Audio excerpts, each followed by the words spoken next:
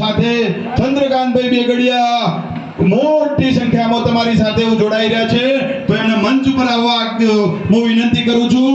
અને કીર્તિસિંહજી, રમીલાબેન અને રાજેન્દ્રસિંહ ચાવડા એમને ખેસ પહેરાઈને સ્વાગત કરશે.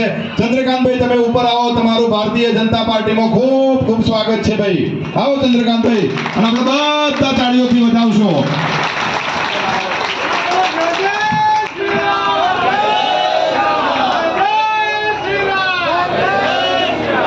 જય શ્રી રામ. ચંદ્રકાંતભાઈ